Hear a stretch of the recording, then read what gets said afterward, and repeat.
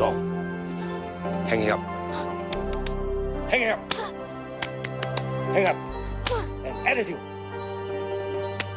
Strike. Hang up and attitude. Harder. Harder. Hey. Good. But no face. I am not wearing any pants. Let's start the video. Okay, Elisii versus Alem today. So I know that this is a controversial battle. I have a feeling, even though I'm a huge Alem fan, that I will side Elisii. Let's go.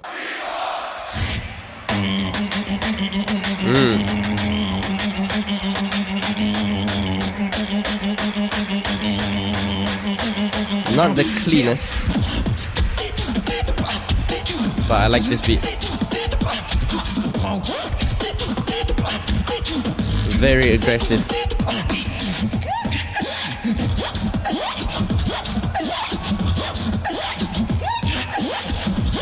Wow, it's like a callback to his wild card. Yeah, again, not the cleanest. Alem hasn't been the cleanest with the throat-based stuff.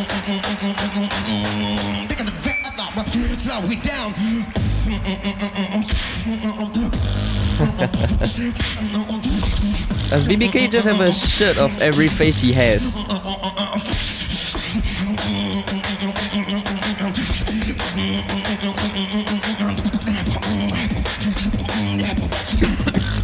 Put your hands up.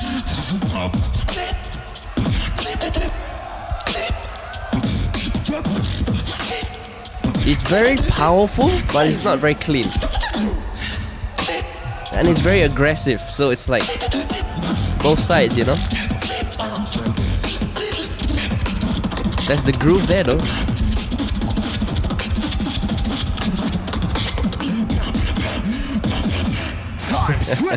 Nice. Okay guys, it's French versus French Canadian.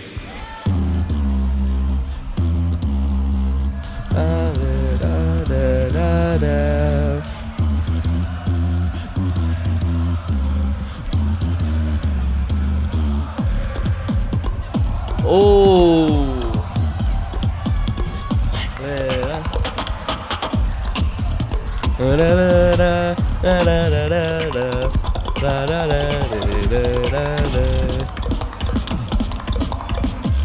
Wow, that's so nice. Elisii is so smooth with the transitions, you know?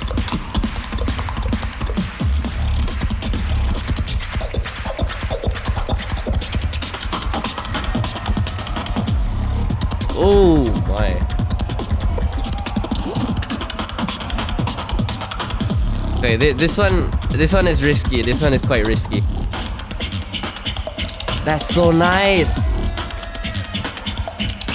Okay, I will say my thoughts after this.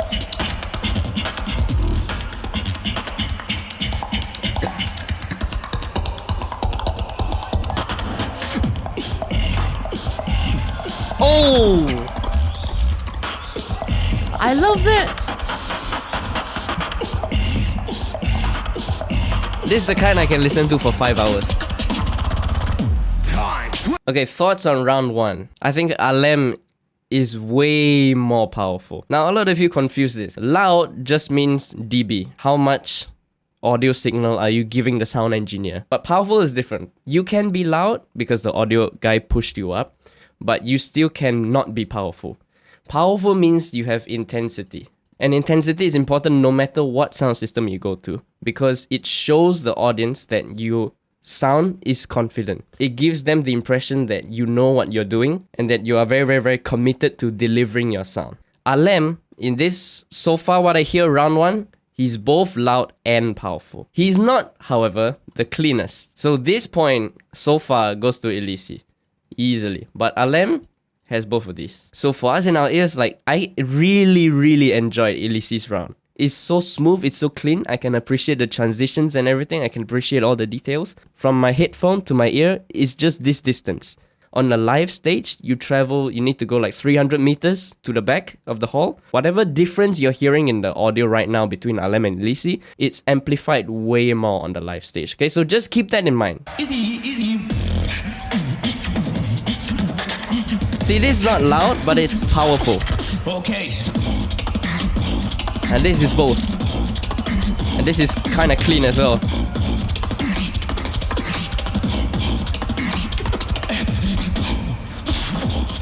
Oh! I love this beat. This is... Oh! I mean, this is just the correct attitude. Yeah, I know I complained in the improver video about the triplet switch up. In my opinion, this is the correct way to use triplets.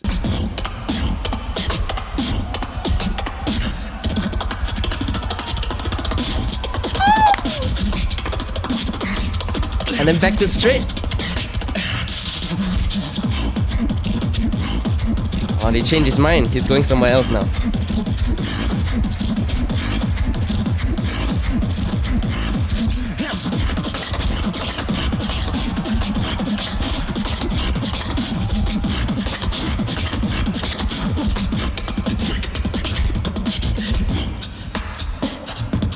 Even his simple...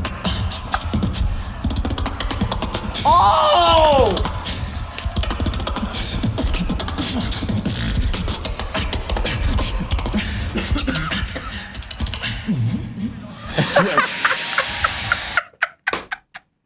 I don't want to use the swear word, but like mindfuckery of...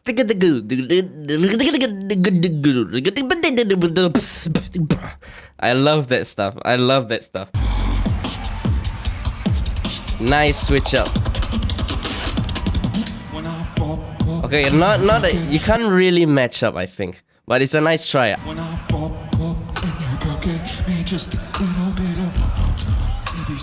Again, the flow is good.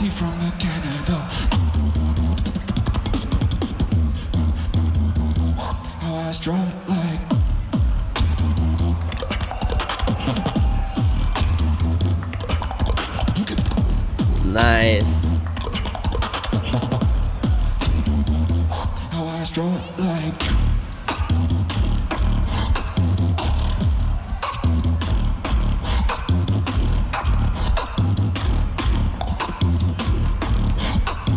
heard you doing my beat on Instagram, bro. Yeah, that's a good callback. But that's also smart from Alem, right? Like, this is precisely the reason why Alem didn't do this beat.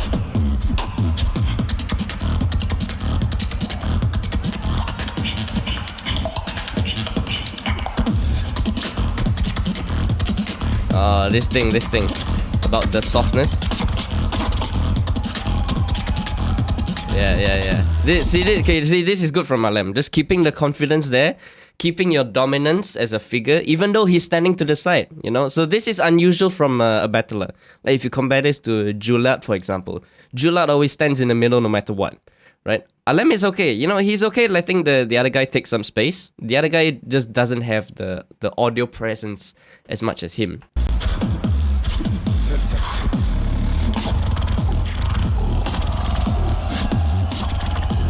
Nice. It's always a good idea to challenge Alem on bass. Alright. I mean, personally, it's a nice try from Elisii. The first one is challenging Alem on the bass. I think this is always a good idea because Alem is not the best at bass. Challenging Alem on flow and transitions. Because on Alem's side, he's known for power. He's known for aggressiveness. And he is known for tech, but I wouldn't say this is the main thing in the recent days. He tried to counter some of this, but he realized that he needs to rely on these a bit more for the live stage. Unfortunately though, like his bass just cannot overpower Alem's sounds. It's just unfortunate. On a smaller venue, Elisii probably could win. The bigger the venue, right, the more things get amplified. If something is powerful, it's really powerful. If something is not powerful, it's really weak. Now the judges naturally have a hard time because they have to try and look past the venue. They have to try and look past the sound system a bit. Personally, if it was like an online battle or if a smaller venue, I would vote Elisii. But for me, it's quite clear. This context is Alem. Yep, very clear, 5-0. And I think I think it's also smart by Alem to play to his strengths. Like the last part where Elisii said, I saw you doing my beats on Instagram. That's a really good jab. If you watch Alem in this era, 2018 to 2021, you've been seeing that he does a lot of those kind of click stuff in his showcases. But against the guy who is known for that, obviously he's not gonna do that. Now, the battle you have all been waiting for. I tell you what, I actually have watched this battle many times.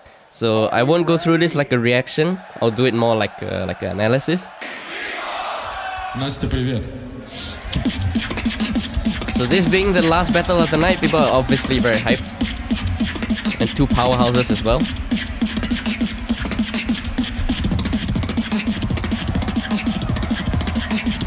Very clean. Very clean. Go down and bass. Nice. Now, this beat from Helium is so good, but my personal gripe is that he doesn't really perform it visually. Like, audibly is there, but I don't see the performance, you know? He's kind of in his own zone here.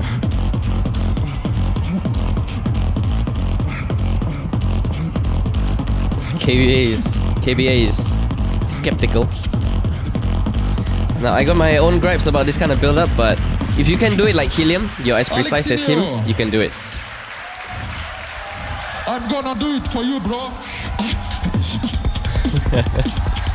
Yeah, nice. Yeah, this kind of thing is always a good idea on a live stage because it gets people's attention.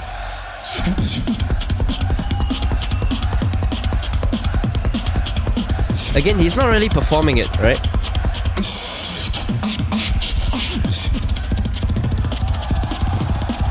Nice. He might be one of the only people in the world that can do it that powerfully, that cleanly. Okay, switch up from from Inertia. Really good idea. I've talked about the 3-2 theory, the last video.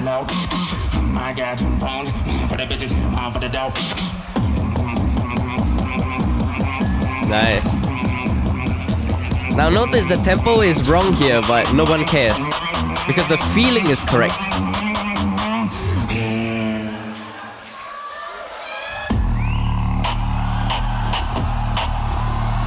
Yeah.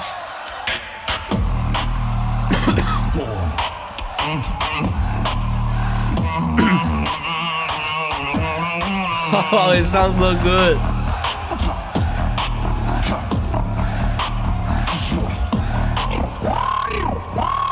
Nice detail. Sounds so good. Oh. I think for me, this is what vocoder was missing.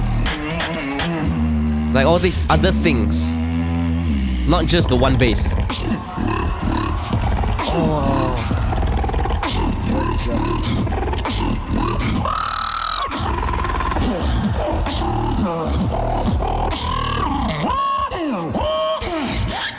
Let's pause it. Okay, I already know what happened, so it's okay.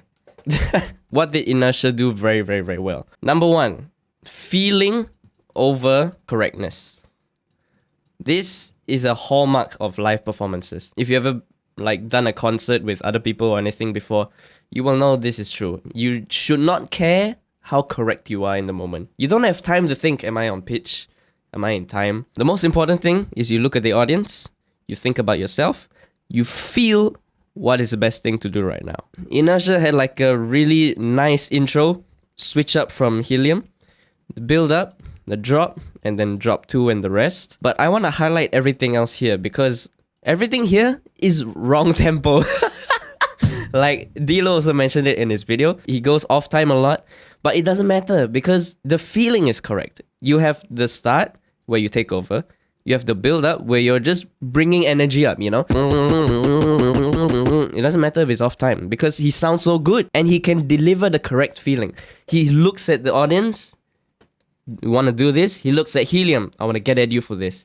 That is presence done right. The crowd is already in the mosh pit. They are already there. You know, you just drop it. It's really hallmark of what a drop is. You don't need to push like, you know, like sometimes how Alem just does it a bit too hard. You don't need to do that. The build-up already happened. Just drop it. Right? Just drop it. This is what I think vocoder was missing, is this part. Where there's so many like variations with other things. There's dynamics, there's swells, there's what? You know, there's those kind of stuff. It helps deliver the mastery of your sound so much better. Alright, but I know what y'all want me to watch. We are gonna rewind a bit and we're gonna take this fresh. Very nice.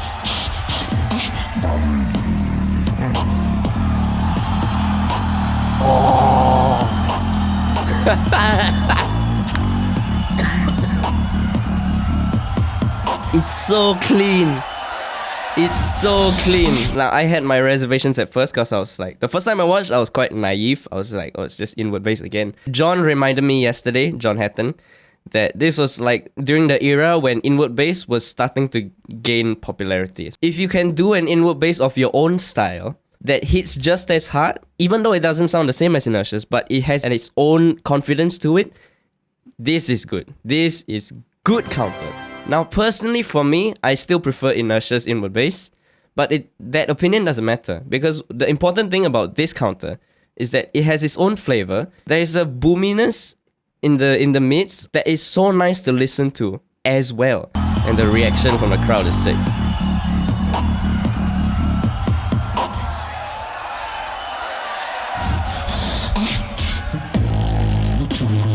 Now, what confuses me is why he does this.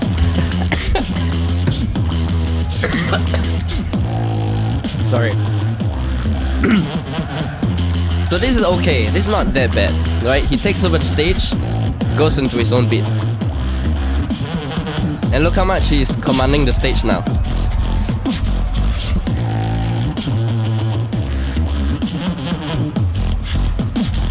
It's a nice beat actually.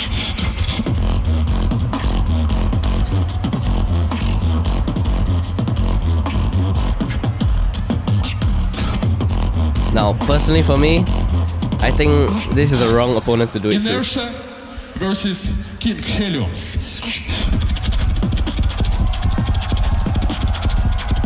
That's nice. And then this is where Helium gets the thing. He just speeds up because he knows that the feeling, again, feeling is more important than correctness.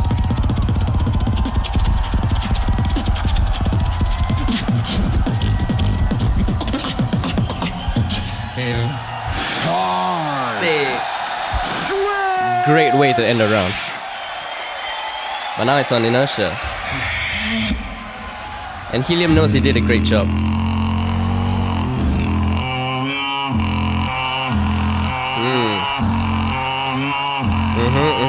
Now, why do the judges not react? You can see smiles, but you can also see faces of skepticism. This is a huge topic on pulling out your trump card during battles, especially during the second round. But from the judge point of view, it can work against you. Okay, but another video, because this video is too long.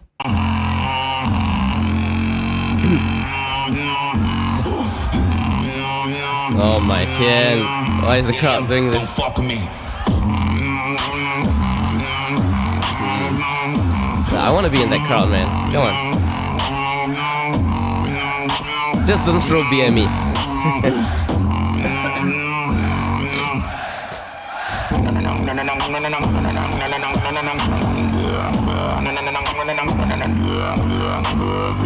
Oh, it sounds so good. Again, I'm not sure if this is the best response to Helium, but it works.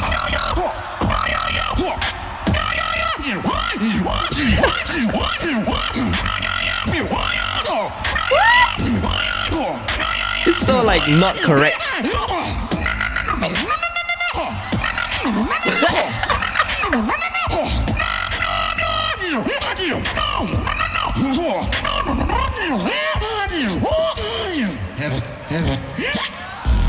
Oh my tian. Wow. That last round, Inertia was just speaking beatbox. Like, he wasn't even doing music anymore. He was just talking in beatbox.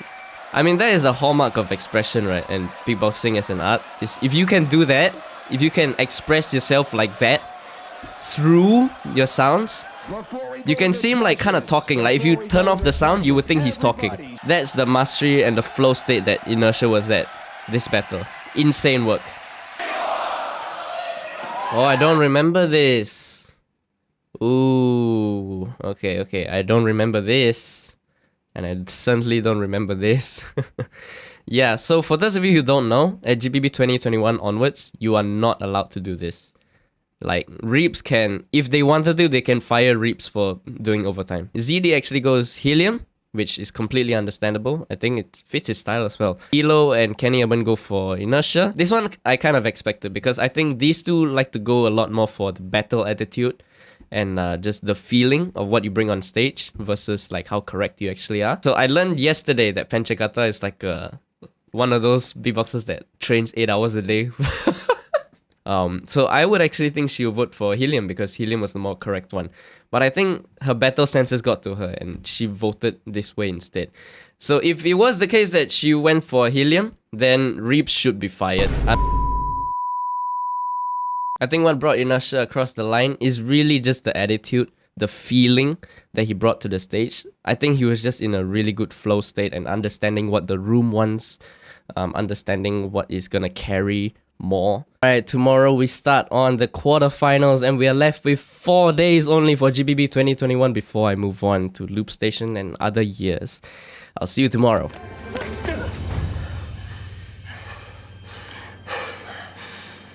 Kung Fu lives in everything we do, Xiao Zhui. It lives in how we put on the jacket, how we take off the jacket. And lives in how we treat people. Everything is Kung Fu.